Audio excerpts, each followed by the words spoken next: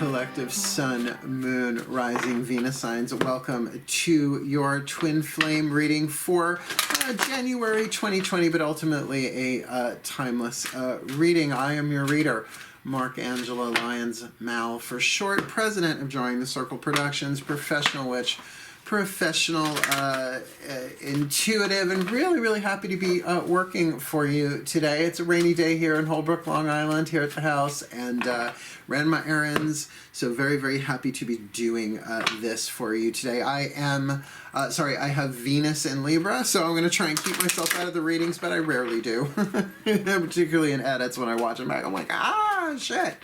So let's have some fun with this, but before we get into it, let's get a couple of things out of the way.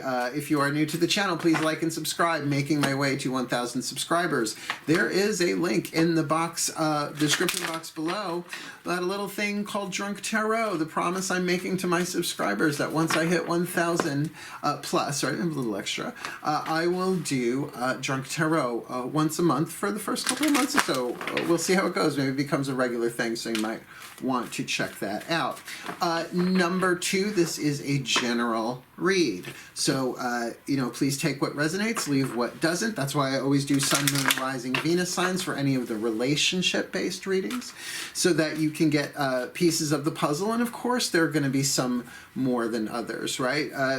Definitely when I watch readings on YouTube, I get way more information. I'm a Pisces moon for some reason. When I watch things for Pisces signs, I just get so much more, because particularly in relationship stuff, that's the emotions, right? So go with what resonates in the body. It might not be your reading every single time. Number 3, my definition of twin flame is a little bit different than what's going on around YouTube, and I think in general that is true. Inspired by the work of spiritual teacher Matt KAHN, his video Soul Contracts, Twin Flames and Soulmates Redefined is in there. His channel, Matt KAHN, All for Love, is just brilliant teacher, Hay House author, really worth your time getting to know about him. But he's the one that kind of about a year and a half ago, maybe a little bit more, kind of spun my head around on the subject. And I really like his definitions, and I've adopted them for myself, that essentially what a twin flame contract is a pre-incarnational agreement you make with another soul to teach you how to love yourself, to teach you how to heal yourself, instead of, for example, the soulmate contract, where the contract bottom line is to help each other heal, right? It's just different. So twin flames tend to be tumultuous. They tend to be turbulent. They tend to be transformative, tricky, triggery, toxic, right? Because they're often the ones that you have to walk away from. And not always romantic sexual, which of course means, of course, you have more than one, right? So this idea that there's only one twin flame, not according to this definition. I think it might be how it's been all along. It's just that we were given what we could handle at the time in terms of the spiritual evolution of the collective consciousness of humanity with this stuff, sacred contracts and relationships and whatnot. So this reading in particular is about helping you, the watcher or the cross-watcher, identify what it is that you need to heal within yourself in this relationship, because by contract, you can't give each other what you want. You can give each other what you need, but sometimes that is to walk away. Sometimes that is exactly when someone is being neglectful, abusive, codependent, what have you, that you're supposed to walk away. And sometimes it's not so much about walking away into them as it is walking into your own healing path. Just how it is. But that's why we have the soulmates, and that's why you have, hundreds of thousands of twin flames and hundreds of thousands of soulmates throughout your many lifetimes on this planet, right? So in a way, it ain't nothing new. It's just a different way of looking at it that seems way more accurate. Cool? So at least we're on the same page.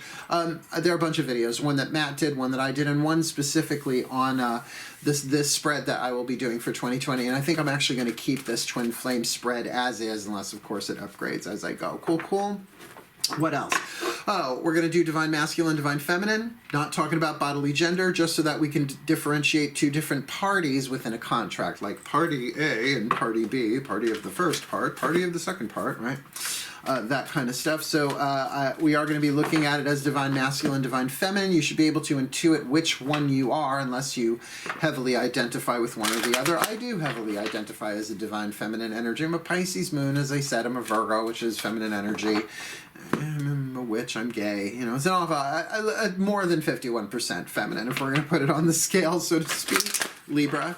But because it's twins, you might find a lot of mirroring too, right? Like twins are going to be things that are similar in common. So pay attention to both, but just pay attention to what happens in the body while you're watching. That, like, you can get emotionally triggered by something, sure, take note of that, but what's actually happening in the body, like if your gut goes like that, it's like that's an intuitive response. That is something to be paying attention to as well, instead of just, you know, triggered and clicking off, changing the channel, whatever. Cool, cool.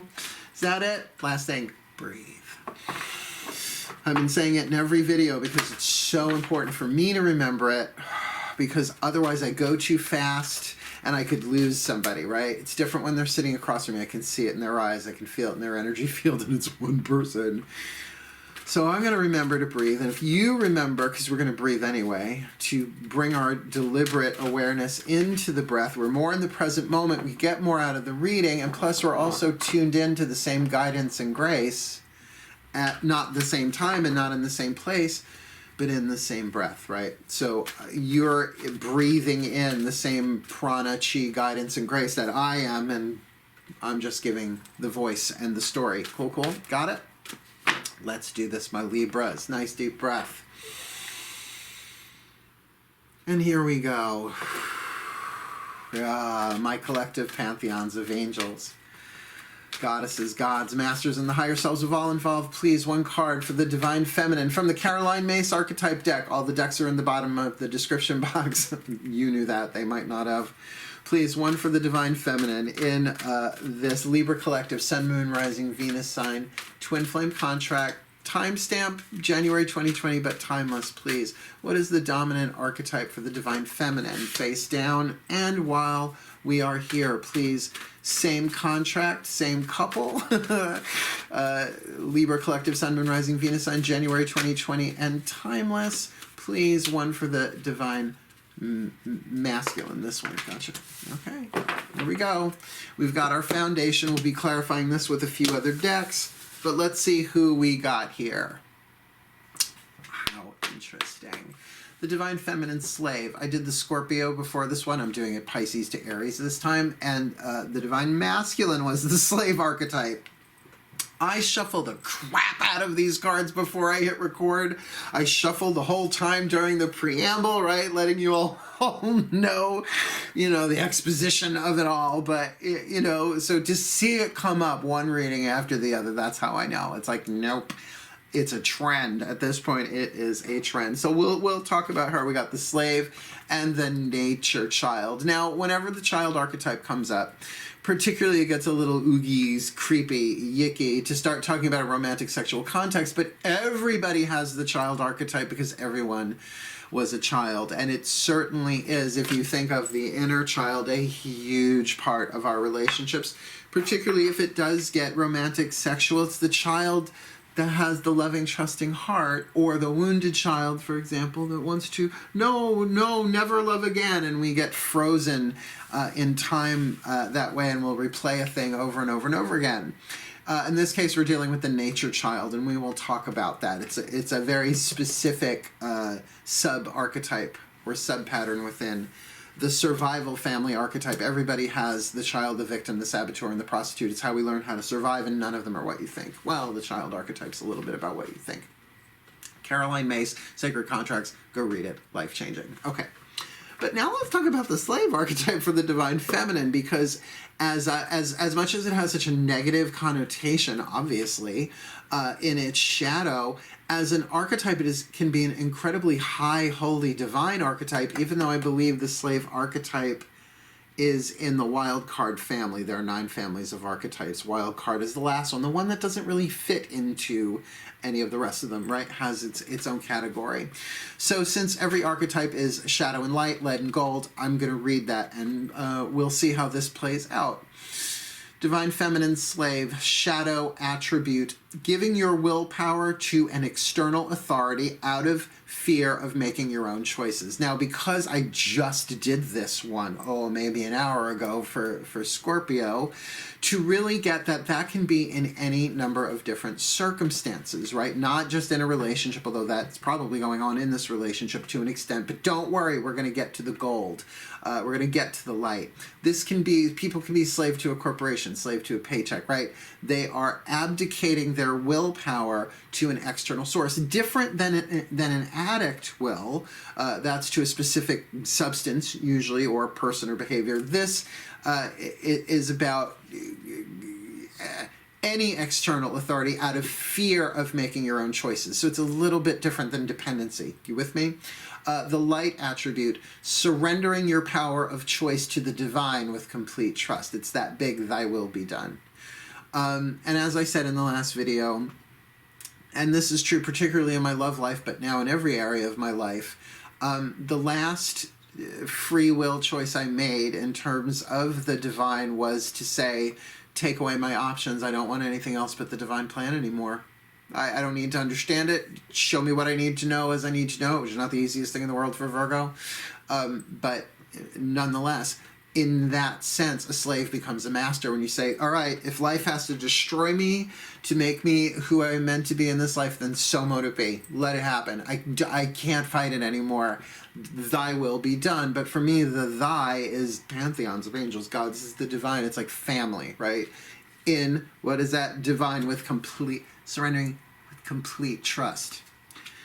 By the Wiccan law, ye must in perfect love and perfect trust. Dorian Valiente.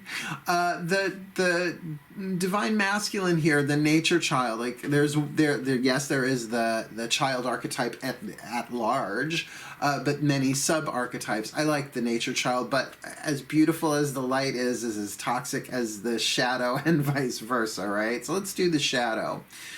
Tendency to abuse animals, fucking nightmare, people, and the environment, right? Abuse, right? So abusive animals. Why? Because they can't bear to see the innocence of it, right? So they have to, because the child archetype, regardless of the sub-archetype, is about innocence and new beginnings, right? And the guardian of safety, right? So of course it would go into abuse. And if you've ever come across a shadow nature child, it's pretty terrifying. I have a nice touch of the nature child, but I've never done this. I mean, have I abused people? Who the fuck hasn't abused people? But that's as an adult, not coming from a childish place. Catch the lead on that, childish. Now we look at the childlike, right? So imagine Pee Wee Herman, not that Pee Wee Herman, he's a character anyway. Paul Rubens, I'm sure, is a lovely human being. No judgy. Dalai Lama, right? The childlike, the spirit, the soul.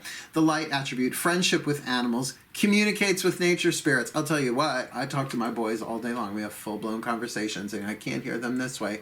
I can hear them this way, right? I am a nature. They used to call me nature. Oh, nature boy, as they used to call me. I was barefoot for the majority of my life. Obviously not in the snow, but get me to a beach, to a forest, to anywhere. Yeah.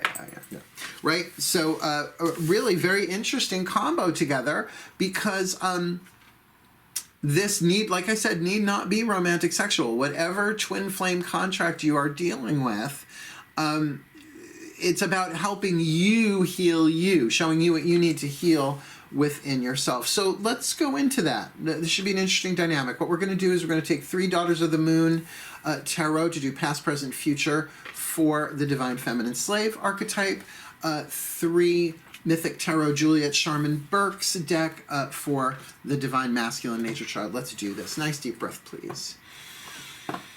Good. We've got a nice solid foundation. The rest of these should flow pretty easily. Voice of the Goddesses for the Divine Feminine, please, my goddesses. 1 card and 3 cards, past, present, future, for this Divine Feminine Slave archetype in this Libra Collective Sun, Moon, Rising, Venus sign. Twin Flame contract, January 2020, though timeless past. Where has she been in this contract? Present, where is she in this contract? Oh, that one jumped in my hand. And please, future, where is she headed in this contract? All face down. We're going to do the same for the Divine Masculine just because we got them here. And then we can proceed in a straight line across the table. Breathe. Oh, my gods, the voice of the Divine Masculine, please. 3 cards, past, present, future. For the Divine Masculine nature, child, archetype in this Libra collective, Sun, Moon, Rising, Venus, sign, twin, flame, contract, January 2020. Though also timeless. Past, where has this Divine Masculine been in this conflict? Where is he now? Conflict, oh, Jungian slip. Where is he now in this twin flame contract? Where is he headed? They are giggling over there. Where is he headed in this twin flame contract? Past, present, future. The cards are on the table. Let's start with the Divine Feminine in the past. Where has she been? Well, the Lovers. Now, of course, the Lovers in a twin flame reading, that's going to be a little on the nose for me personally, considering that the Lovers is always talking about a decision, life-changing decision that needs to be made between the head and the heart, because the head and the heart are not always on the same page, so to speak. I really want that, but I don't know if we should do that right now, right? It's like, and the throat is willpower, right? Oh, and the slave has to abdicate willpower to the divine and the light, right? Or is afraid to make a choice, can be frozen in that place, a slave to a situation, if not to a person, right? So in the past, there was a decision there. Whether the decision was made or not, it's going to vary from person to person. What's going on? Where is she right now in this twin flamer? Well, 9 of Pentacles. She got her own. I love the 9 of Pentacles. I'm a Virgo. I would, right? It's just like, no, I got my own. I'm good. I'm good. I'm good. So maybe this is more the slave in the light, right? She surrendered this relationship, this decision to the divine. It's like, you decide for me. Great line from the Course in Miracles, Holy Spirit, decide for God for me. It's about forgiveness. It's about saying, regardless of the decision, decide for me that this person is God, that I'm God, that we're all one, that, you know, give me a miracle. Right? I love that. So she in a good place. Good. But now, where is she headed? The Wanderer, the 9 of Flames. Now, a little bit different than the 9 of, the 8 of Cups walking away. The Wanderer here, if you think of the Rider-Waite Tarot, it's the dude with the sticks, with the wands, just like, holy, beat up. He's like, what you talking about, Willis, right? Like, ready to beat the crap out of somebody. I can't believe I just did a Gary Coleman Different Strokes reference. Sorry. It's them. Here, the Wanderer has everything she needs. The feminist act, female, has like everything packed up. Like the Wanderer moving on, but not quite at the 10. Needs to go and find the 10. Right, is being called forward. So not so much a walking away, a walking toward. Right, having the 9 of Pentacles, perhaps protecting, defending. Right, having everything that she needs, sort of in her wagon, but being called over the horizon. What's beyond that next hill? What's over there? Is that my last wand to make a 10? Very lovely. So really, this does not feel like the shadow slave. Just doesn't. With that past, present, and future, this feels like somebody who's got it together, maybe made that decision to surrender the sacred truth of the throat chakra. Every chakra has a sacred truth. Caroline Mace, Anatomy of the Spirit. Read it, Google it, trust me. Sacred truth of the throat chakra is surrender your will. She says to God, I say to the divine because I work with pagans. Well, what about God? I say, to the divine, all right? Just got to be so politically correct 24/7. That's why I drop F-bombs to kind of balance out. Fuckity fuck, fuck, fuck. Okay, that's my decision. So that feels lovely. She's great. Let's look at the Divine Masculine here. Now remember, we got the nature child. So already, like, I don't know that this is necessarily romantic. You'll know if you're one of these two, right? Where has he been? 6 of Wands, a recent victory. This is Jason, of Jason and the Argonauts, having just conquered the dragon, retrieving the golden fleece. Now he's like, what I got? I did it. Right? Victory lap. Right? Where is he? Where is he in this? Ooh, the Wheel of Fortune, the fates. The fates are spinning and measuring and cutting. That there is a change going on. A divine timing element. Something. Now it's easy enough to say something is at its beginning, middle, or end because it's anything, right? But that there is a cyclic process involved here. There is a difference between fate and destiny. Fate is what you cannot change. Destiny is what comes of it if you take the journey, if you learn, if you heal, if you grow, if you kind of get there's a divine plan and let me play the divine plan. It's like, okay, there's a contract in place, but what are you going to do about the contract? Don't you want to know what the contract is? Don't you want to find out how to at least fulfill your end of it, even if the other person doesn't, right? Because I don't know if contracts are completed or if they're fulfilled.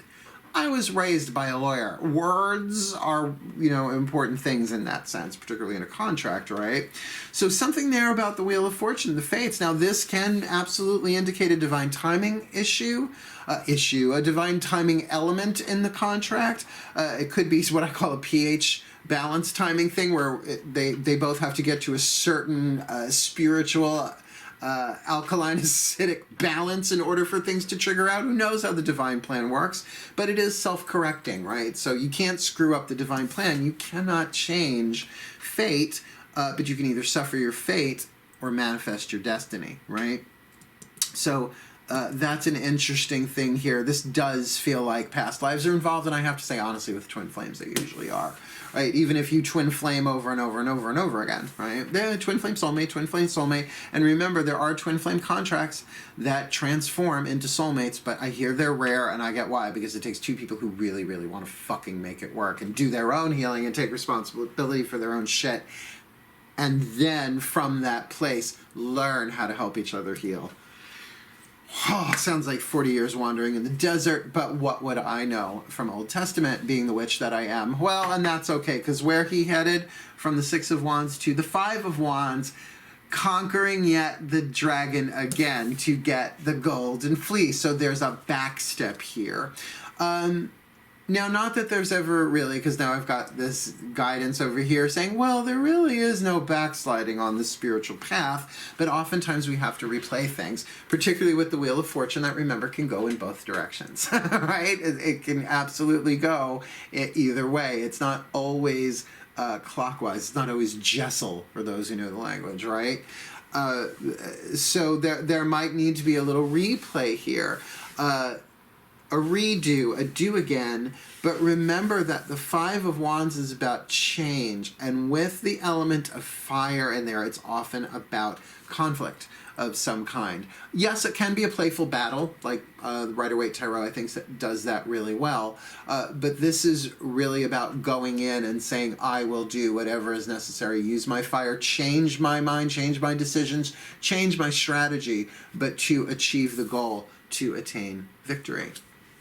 So there might be a going back to cross T's and dot I's. Now, keeping in mind the child, that there's something innocent here about the divine masculine, finding his way, learning. So there's a bit of a learning curve here too, and particularly with the Wheel of Fortune, that it's something that just takes time, and almost again like that pH level chemical release thing in a contract. It's like you can't get to that next stage until you're at that stage. Just like learning to drive, you can read all the books you want, but you're really not supposed to drive a car until you have a learner's permit, meaning you took the test. Certain things you have to get to, certain things you have to learn before you have access. So there might have been a little redo here. Interesting. What we're going to do, we're going to use the new KAHN Healing Mantra deck. So good. Lovely little lightsabers printed onto cardboard. What we're going to do, these are the voices of the Ascended Masters, those who've already played this game and know how it works and reach back through the dimensional spirals to help us in the third dimension to embody our fifth dimensional awareness into our relationships, transforming ourselves in the world. Because we are the world. We are the children, nature or otherwise. Can't believe we are the world, did you? Nice deep breath. Let's get one for the Divine Feminine, one for the Divine Masculine. I'll explain these cards because they're new. This is the first series where I'm bringing... No. I used them, right, in the What Do I Need read, right? But this is the first relationship-based one. Here we go. Oh, my masters. Nice breath. please. One card. One card in clarity. A healing mantra for this divine feminine slave archetype. In this Libra collective Sun, Moon, Rising, Venus sign. Twin flame contract for January 2020. Though timeless, please, what is one healing mantra for this divine feminine? Face down. While we're here, one please for this divine masculine nature child. In this Libra collective Sun, Moon, Rising, Venus sign, twin flame contract, January 2020, though timeless, please, a healing mantra for this divine masculine. Now, before I read these real quick, oh, and I am going to be referring to the booklet because what he's written here is short but incredibly powerful. Without even looking at these, it doesn't matter which one you are. If you're the divine feminine, the divine masculine, particularly, it really doesn't matter if you relate to both. If you are, for example, the divine feminine, this mantra will help you heal you, but then the divine masculine mantra will help you heal you about what's going on with him. Got it? Okay, so both are valid. That's why we're only doing two. Here we go. Divine feminine. The way these cards work, one side is the name of the mantra, the other is the mantra itself. And then I'll look it up in the book. Expressing free will is the name of this mantra for the divine feminine, and how interesting with the slave archetype.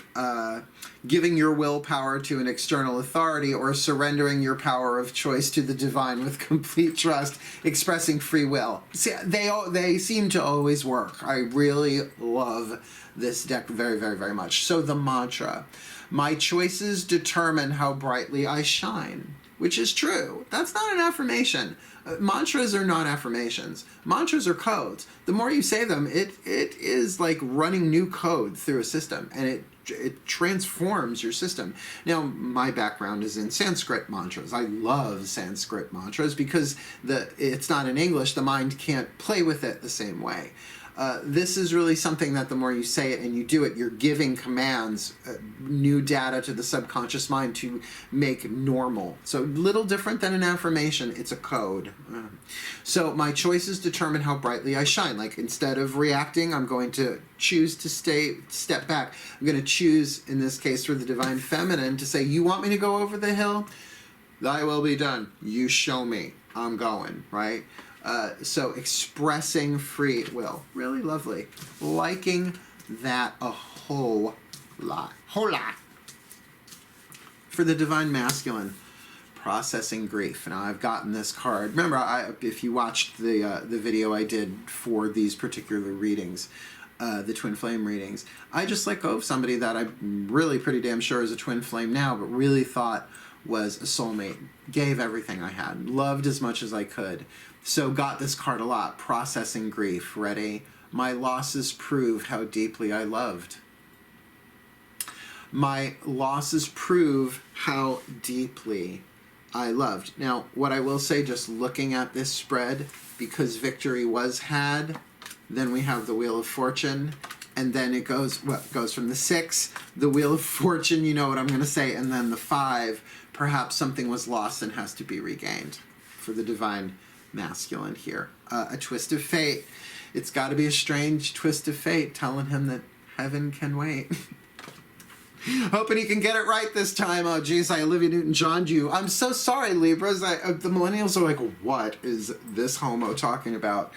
Processing grief, to bring some levity to it. My losses prove how deeply I loved. So if the two of them aren't together, but I'm not necessarily positive this is romantic sexual in every context, although the Lover's card, more about a decision, does feel a little that way. But both have major arcana cards too. Not that that makes it automatically that, but that's okay. You know why? I'm going to read what's in the book for both of these, but then we have the Whispers of Love Oracle to end with, and those we know have like the romance card and stuff. So, let me read to you Expressing Free Will. Again, my choices determine how brightly I shine. It's alphabetical, please bear with me. Expressing free will. My choices determine how brightly I shine. When free will is expressed, the quality of your experiences is based not on the actions of others, but on how wisely and lovingly each moment is viewed. It doesn't match the unconsciousness of others to fight or have the final word. Instead, free will conveys the brightness of your soul through the sum of your words and actions, even when responding to those who aren't acting their best. This mantra is ideal for overcoming feelings of disempowerment, fulfilling personal goals, and becoming more ambitious. So what's interesting about that is sort of like the feeling of the childish behavior, right? Like not getting in the last word, just be like, no, and particularly for this divine feminine feeling, it's like, no, you do what you got to do. I bless you because the divine's calling me over that hill, so I don't have to have the last word here. You go do your thing, right? And again, that could very easily be parent-child, particularly mother-child, just feeling the dynamic here. Just saying could be that. So my choices determine how brightly I shine. So shine bright like a diamond. Rihanna. Let's look for the divine masculine here, processing grief. Keep it sunny, keep it funny, keep it gay. Processing grief. My losses prove how deeply I loved. When grief is processed, you are able to notice the maturity you gained, even when losing the people, places, and things that once defined your sense of self. As you process grief, you are able to celebrate how deeply you committed to love instead of holding a grudge towards those who left or couldn't love you back. Once grief is fully processed, it can ignite a deeper commitment to love. You know that your alignment with Source is not a matter of what comes or goes. It is determined by how much of yourself you are willing to share. This mantra is ideal for opening back up to love, rebuilding trust, and addressing heartache. To get that grief is love that has no place to go. Think of it as a child within your heart. And of course, there's no coincidence that we're dealing with the child archetype here. To give that child voice if you are the divine masculine, and by all means, if you're the divine feminine here, this grief was probably in place long before you met them, unless, of course, this is in some way family-oriented, like I'm feeling parent-child. Doesn't have to be. This could very easily be a romantic sexual thing where the divine feminine is like, look, I love you. You gotta do you, but I'm expressing my free will by following divine will. The divine masculine here, processing grief, had something, wheel of fortune spin, womp womp, lost it, has to go back and fight for it again in some way, shape, or form. So I'm going to say to you, cry, let the child cry. If you are the divine masculine, do the inner child work, because it is, I'm not going to say it's literal alchemy from lead to gold, because it's not, but that grief, it's like love that has thorns in it, and you can melt it down, cry it out, leave it on the dance floor, so to speak. Love every second of it, because that pain that's moving through you is healing you as you give it voice. You just don't act on it, and you don't hold anybody else responsible. You honor it like a sacred treasure. Everybody experiences loss, right? The four major wounds. Abuse, we've all been abused, whether we abused ourselves or anybody else did. Neglect, let's not even go there, how we neglect ourselves, let alone how others have neglected us. Codependence, which is a whole story unto itself. Read Codependent No More, Melody Beattie, just to start. But maybe you got away without any of those. Everybody's got the wound of loss, because everybody has loved and lost, even if it was, name it, person, place, or thing, a noun, right? So to give that pain voice, to let it cry, to hold it like a child until it's done crying. It will take a breath. The next moment something will trigger it and off it goes again. But that's, people say love yourself. That's how you love yourself. And you absolutely have the ability to do it in nature, right? You absolutely have the freedom, the right to do it in privacy, and to get the help that you need to do that. So, Matt KAHN, man, he ain't fucking around. I like him a lot. He's really cool. Let's get 3. Right, I did read the card. Yeah, I did. Let's get 3. I blanked the name out of my head. Whispers of Love, oracle cards, one for the divine feminine, one for the divine masculine, and one for the contract itself, almost like the third person in a relationship, the relationship itself, the contract, which will give us 13 cards total. Nice deep breath, please. Here we go. The higher selves of all involved, please. A whisper of love for this divine feminine slave archetype in this Libra collective Sun, Moon, Rising, Venus sign, twin flame contract. January 2020, though timeless, please. One card for her. The voices of the higher selves of all involved. Face down. Didn't see what it was. One, please. The same for the divine masculine nature child archetype here. In this Libra collective Sun, Moon, Rising, Venus sign, twin flame contract, January 2020, though timeless. And one for this Libra collective Sun, Moon, Rising, Venus sign, twin flame contract overall for January 2020, though timeless. Last 3 cards down. Let's have a look-see, and then we'll do overview. I'm not looking at you yet. Okay. For the divine feminine slave, express love through gifts. Giving a small token to someone expresses your love to them. Now, in the nature of a twin flame, remember that it's about what you have to learn for yourself. Yes, if I really felt that the free will here was about giving to this divine masculine energy, I would say that this moving on thing is kind of her stepping away from that and giving to herself, perhaps giving to others, saying that if really this is moving on to you finding your next thing, which, by the way, doesn't mean they're necessarily going their separate ways forever. Remember, there is that odd clause that occasionally a twin flame can become a soulmate. I know it's maddening.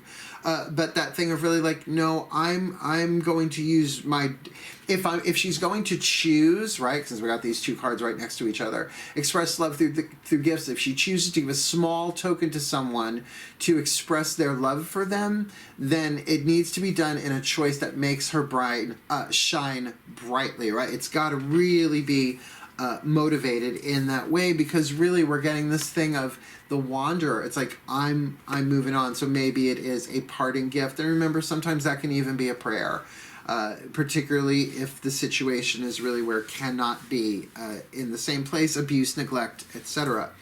The divine masculine here, back to what you love. Interesting. Back to what you love, and there's come here, and there's that indication of going from the 6 back to the 5 in sort of like a backup.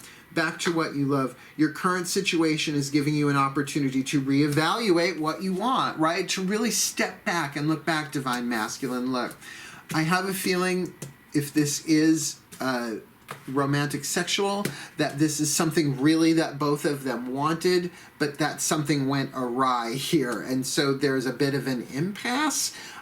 So for both of them to kind of move forward, the divine feminine with this thing of, all right, you want me to go over that hill? I'll go over that hill. Thank you so much, God, Goddess, Zeus, Buddha, Jesus, whoever, let's just go.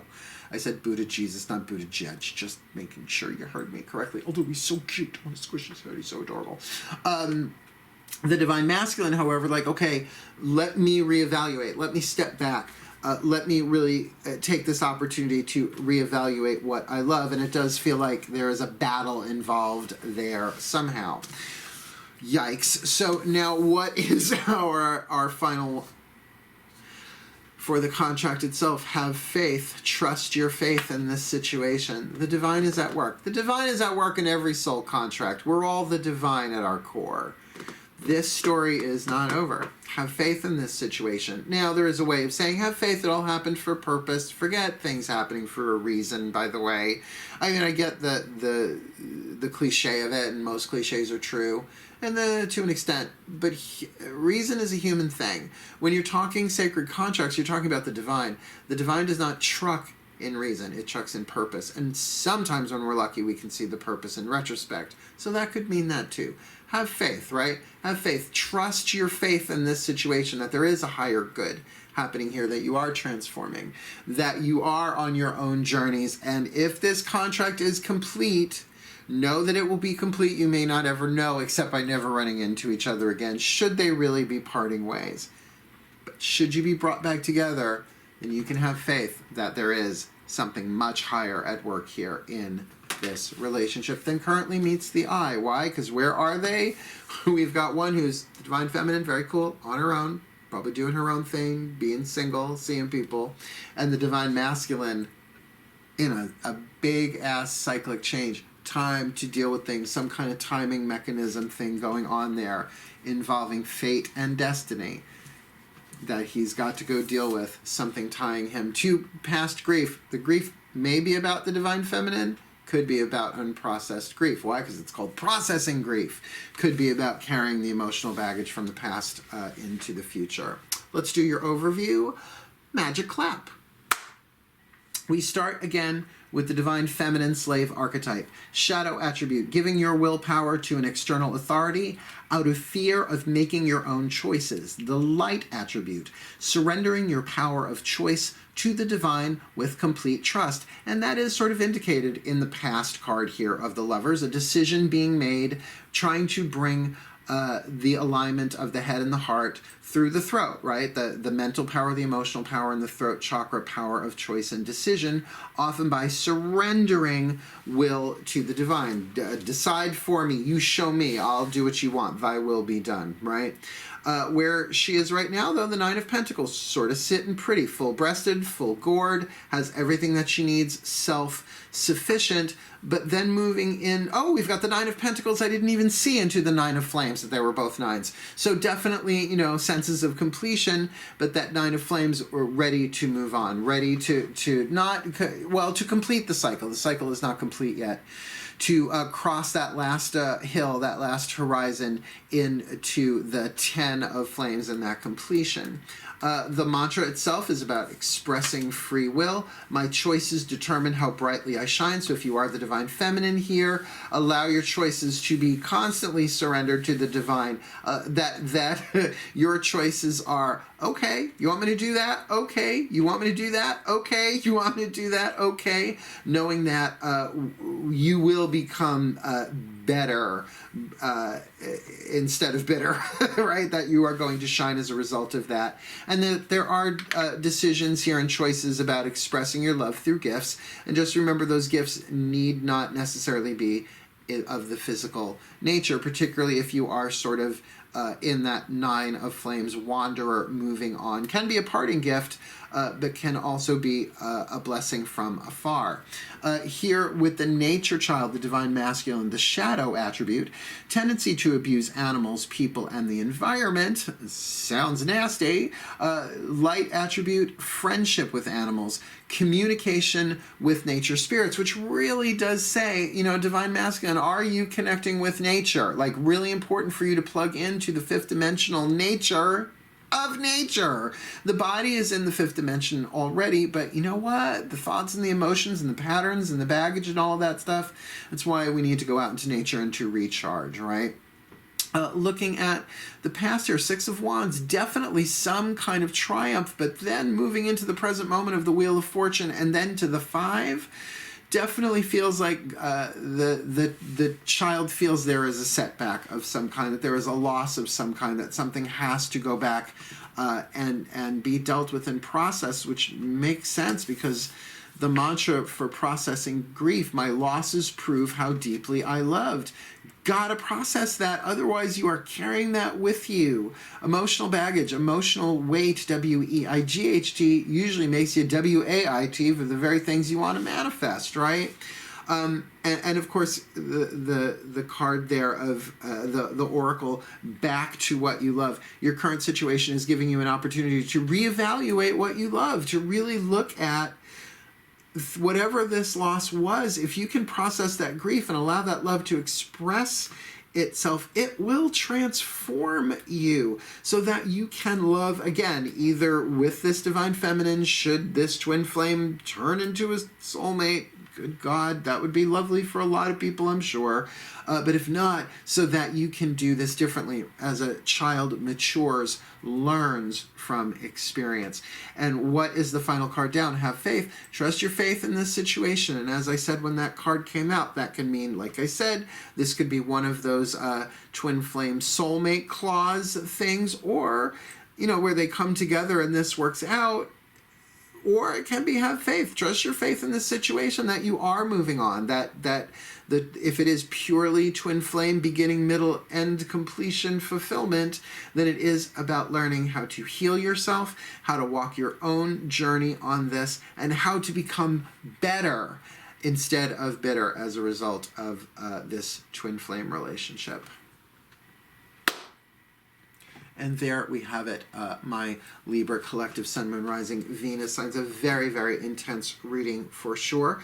And may the Libra collective Sun, Moon, Rising, Venus signs be blessed in their twin flame contracts, that they may heal, that they may learn, that they may grow, that they may learn how to heal themselves, learn how to love themselves, even if it's just putting their hands on their heart or wherever they feel the pain and saying, I love you, it's okay, I am here, to be the mate of their own soul, right? to be there for themselves and become the best that they can be, fulfilling their role in the divine plan regardless of what the other person is doing. And so it is. Thank you so much for watching, my Libras. I know twin flames are tricky, they're turbulent, they're tumultuous, but they're absolutely necessary for the refinement of our characters and our souls as we walk the path of true love and eventually become the full manifestation of true love, not just in a relationship within ourselves. And the world needs that right now more than ever, right? So it's all good. It's all part of the divine plan. Just play your role and keep your balance, right, my Libras? Thank you so much for watching. Please do like and subscribe. But for now, Happy New Year. Hail, farewell, and blessed, blessed be.